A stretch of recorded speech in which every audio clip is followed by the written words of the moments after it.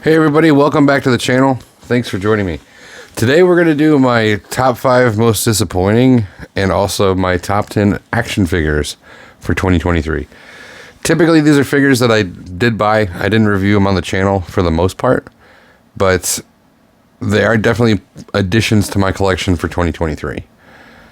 The disappointing won't be in any particular order, but not to say that the figures are bad. It's just some aspect of them was disappointing, but the top 10 figures are going to be the favorites that I picked up.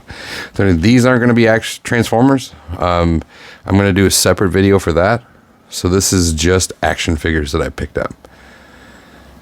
So let's go ahead and get started with the top 5 most disappointing figures of 2023.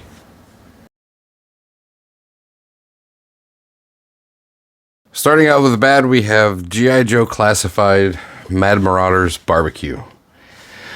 He looks amazing. The paint, everything's done well. He has great accessories, but my issue is the hips.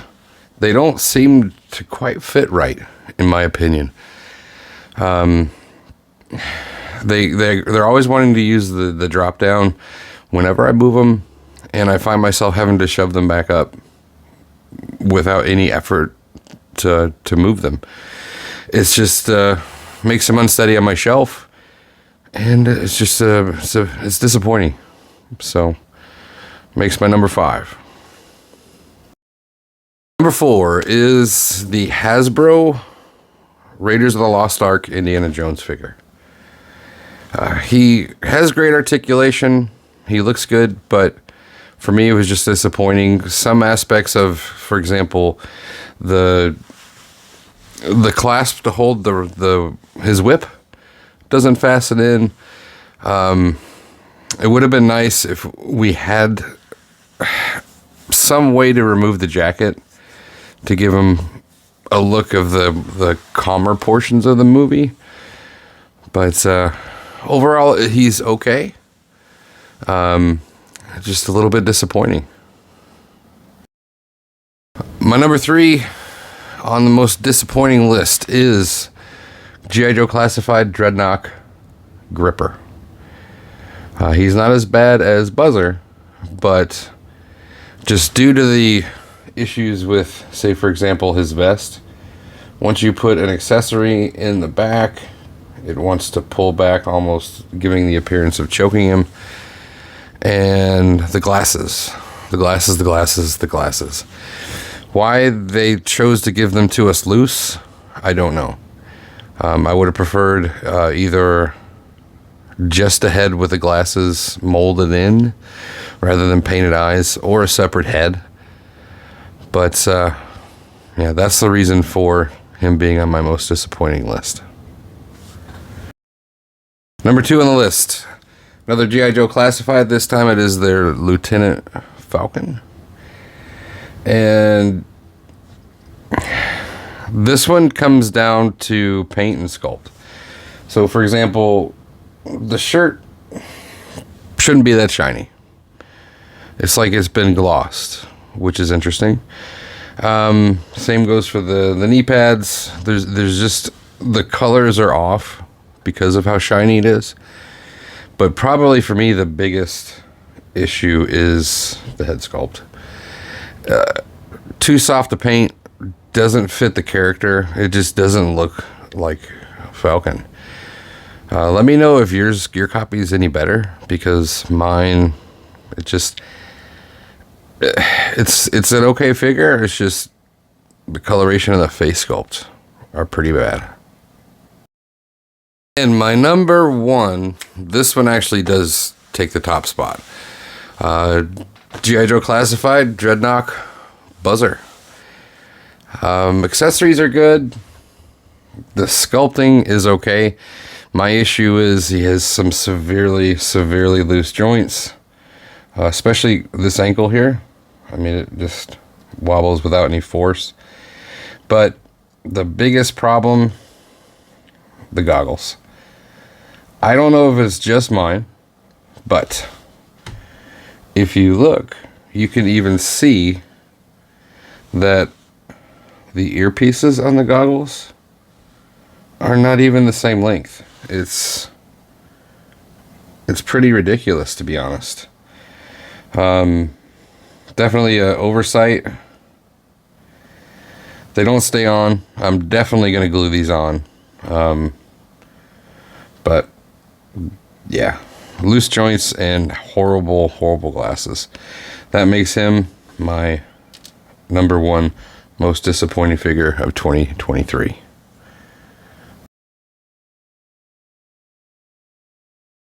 Starting with number 10 on the top 10 best, in my opinion, it's going to be G.I. Joe Classified Bazooka.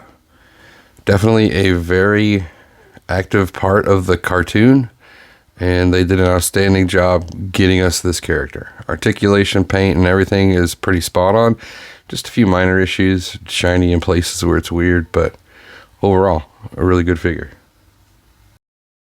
Number 9 goes to G.I. Joe Classified Shipwreck. Once again, staple in the cartoon. They did a really good job getting the character sculpted to what is acceptable for a figure relating to the cartoon. Accessories are spot on, and they did a really good job with them. So definitely a good addition to the top 10 list at number 9. Number 8 goes to G.I. Joe Classified Lowlight. One of my favorite characters. Wasn't very prominent on the cartoon, but the aspects of him not wanting to sleep, not liking his nightmares, just it appealed to me as a kid. Not to mention he's covert sniper. Figure itself is well done. It's got some loose joints, but nothing major. And I love the fact that he can store every bit of his gear on his person. It's really well done, well articulated, and definitely gives me those good fuzzy feelings when regards to nostalgia. Number 7 goes to G.I. Joe Classified Torpedo. A very well done figure. The G.I. Joe Classified line has definitely shown some improvement. They've had some pretty bad ones, but this is not the case. The accessories they provide are definitely fitting for the character and give you plenty of options as far as how you want to display him. Very well done. Number 6 goes to NECA, The Last Ronin Michelangelo. Very well done. Articulation is fantastic. Paint and everything is stellar on this guy. Accessories look great. Looks like he stepped right out of the comic book, honestly. And I have no complaints. Number 5, NECA Xanatos. He's a fantastically done figure. Right out of the cartoon. The sculpting and paint are ideal. And articulation is more than I expected, honestly, for a figure in a suit. So I feel he looks great. Definitely fits the part. And well done by NECA. Number 4 is, in my opinion, the NECA Ultimate Armored Xanatos. They did a fantastic job. If I had to nitpick anything, it would be the wings being a little thin. But the paint, sculpt, and articulation is actually more impressive than I was expecting. And I have no issues with mine. I know some people have had some problems with wing breakages, but not the case for me. He's a great addition to the collection. Getting into the top 3, we have G.I. Joe Classified General Hawk. And this, for me, seems to be the figure that's most accurate when comparing to the original figures. The leather jacket, the camouflage pants, accessories, everything about this just brings me back so many memories of playing with the figure when I was a kid. They did a superb job. Even the joints are tight on this one, so I'm sure that'll break down over time, but superbly done. This is one that just arrived over the last couple of days, and I haven't been able to put it down since I got him. This is G.I. Joe Classified Mutt and Junkyard. Very, very prominent in the cartoon. We saw a lot of both of them, and they did a really good job. Articulation, sculpting, the paint, it pulls on those heartstrings. That's all I can say.